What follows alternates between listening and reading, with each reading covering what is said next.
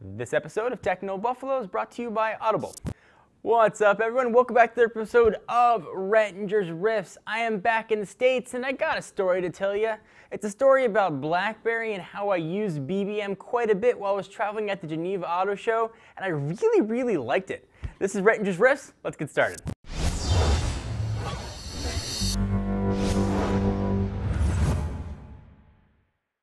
Before we get to the story, let me just say I used an iPhone 5S while I was in Geneva, and my wife uses a Galaxy Note 3, so we couldn't talk on the phone using FaceTime audio, which is pretty solid. WhatsApp, which we did use for messaging on occasion, doesn't have a voice option.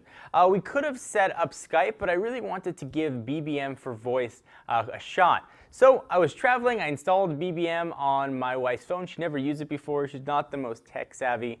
And I wanted to, give it a whirl. I figured with all the hoopla I've been going over WhatsApp being sold for a lot of money, I wanted to see what BlackBerry could offer. Now, certainly there hasn't been that many reasons to have good news for BlackBerry the past few years, but I think it's time to give credit where credit is due.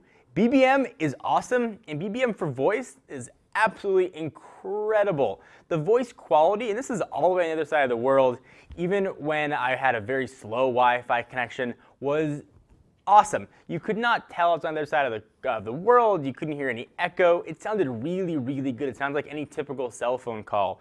On her end, again, not the most tech savvy. She was very easy for her to use. She figured out how to make phone calls, figured out how to answer it. She liked that she could see if her messages were received.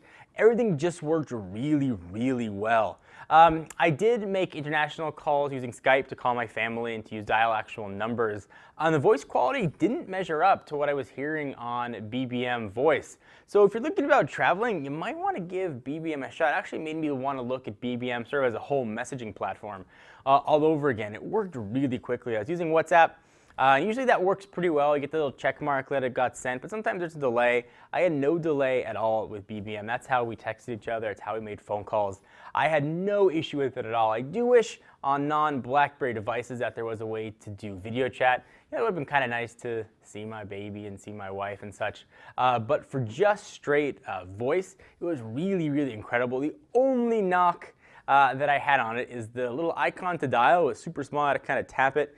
And when you put it on speaker, there was an echo. So you got to hold the phone up to your head. But that is really it.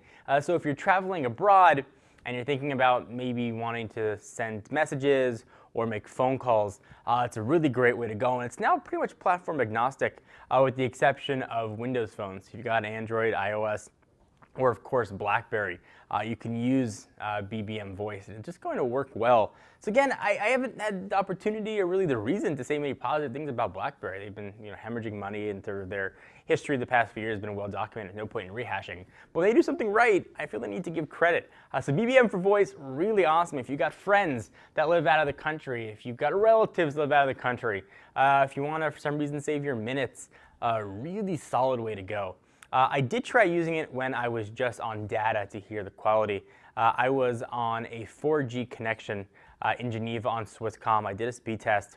I was getting about 2 to 3 megabits down and about the same up. And I just made a quick couple-minute call just to test how it worked on data. And it sounded absolutely identical as it did to on Wi-Fi. So no issue there as well. So if you want to use it in the States, you want to use it on Wi-Fi or over cellular, you're going to have no problem at all. So BlackBerry, nice job. Not something I've had a chance to say very often.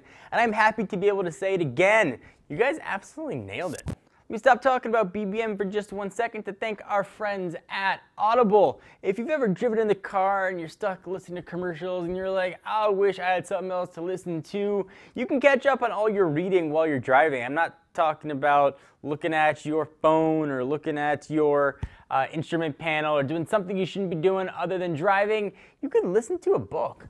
Check out the folks at Audible. Go to audible.com. You can get every book from every genre that you've been wanting to catch up with. You can go to audiblepodcast.com/techno to get a free audiobook download of your choice when you sign up today. Again, that's audiblepodcast.com/techno. It's pretty awesome. You can listen to it in your car or on your iPad. They've got a brand new app or any phone or tablet. You can go ahead and get your Audible on. Now back to the video. So have you tried BBM for voice? I'd love to hear your thoughts. Let me know what you think. Did it work as well for me as it did for you? Leave questions and comments right in my pants region. I'd love to hear your thoughts. Until next time, I am John Rentier from Techno Buffalo. I'll see you guys in the next video. Bye-bye.